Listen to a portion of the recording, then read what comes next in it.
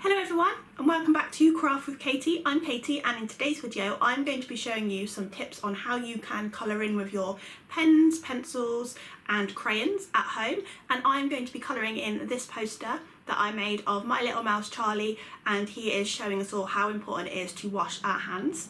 And you can colour in this poster if you like yourself. I'm going to leave a link in the description down below where you can download the black and white version that you can print off and colour, or my coloured version and put it up.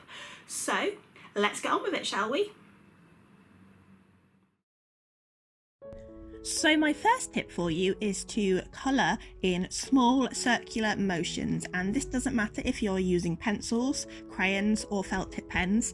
If you colour in small circular motions, your colouring will look a lot more even and neater rather than just doing big strokes in lots of different directions, because you'll be able to see that on the page. So colour in small circular motions for a nice neat look. My second tip for you is if you're using felt tip pens, you can colour in with lots of little dots. And this is a very old art technique called pointillism, and it's just colouring in with lots of dots. I am doing it for Charlie's fur because I want him to look fuzzy and furry, and doing dots helps with that. So you start with the darker colour and fill in the shape, and then take a lighter colour and then fill it in again, and you will get a nice dotty texture. And it also stops your felt tip pens from eating and chewing through your paper, because that is a very annoying thing about felt tip pens, is that they go through the page very easily, but doing dots will help prevent that. So I did dots in Charlie's face and in the soap. Just finishing off the soap here with a few different colour green dots, and you get some nice textures, and it can be quite nice and calming to do this.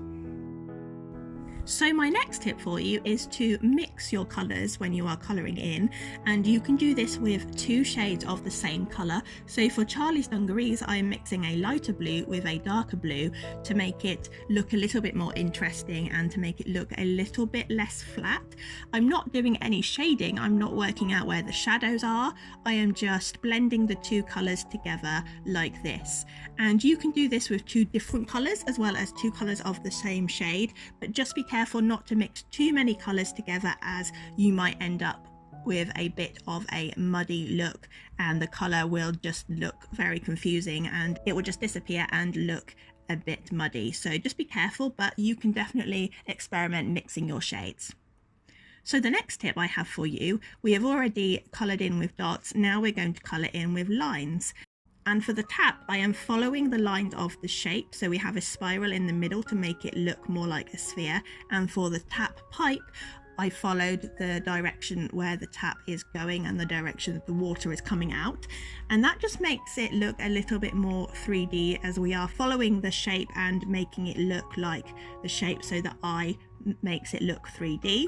And for the hands, I am just colouring in one continuous line with a felt tip pen, just to make it look a little bit more interesting than a flat colour. Once I had done the continuous line, I coloured it in with a crayon just to make it stand out a little bit more, and I did a lighter shade of purple. So my next tip for you is to use contrasting colours, and what we mean by this is the colour wheel has colours that are opposite each other. So red is opposite green, yellow is opposite purple, and orange is opposite blue. And these colours are contrasting colours, and they don't necessarily look nice together, but they do contrast and make things stand out. So what I am doing here is colouring the border of the poster and all of the objects and Charlie's.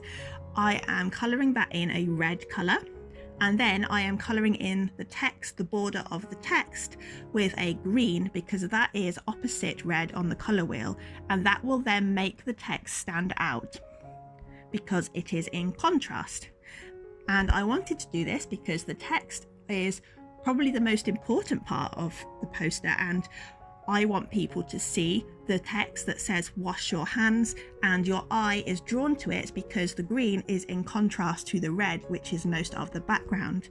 So here is the green, and as you can see, once we are done, you can see the text more clearly, your eye is drawn to it because it is in contrast to most of the colour on the page. So you can experiment with your colours too, and if you want something to stand out, colour it in a contrasting colour to what's next to it. So my final tip for you is to use some gel pens to finish off your colouring. And gel pens, they're not just for writing, and they come in a variety of different sorts. So we have a glittery one here that I am adding to the tap and the water. I also like to use a pastel gel pen sometimes to colour in Charlie's ears, a pastel pink, to make them stand out. And also I'm adding some glittery dots to the rest of the poster and just adding little bits here and there just to make it stand out. You don't want to do too much, but you can experiment with your gel pens in your colouring just to enhance it a little bit and make it a little bit more fun. So I hope you've enjoyed my tips and you will maybe find them useful in your own colouring. You can download this to colour in yourself in the link in the description down below. You can download the black and white version and colour it in like I've done here, or you can just download the colour version and put it up. It's totally up to you. But if you do any of the crafts in these videos or any of the activities that BCP Libraries have shared on this YouTube channel, then do show us. You can show us by going onto our social media. You can find us as BCP Libraries on Twitter and Facebook, and you can tag us and show us what you have been creating.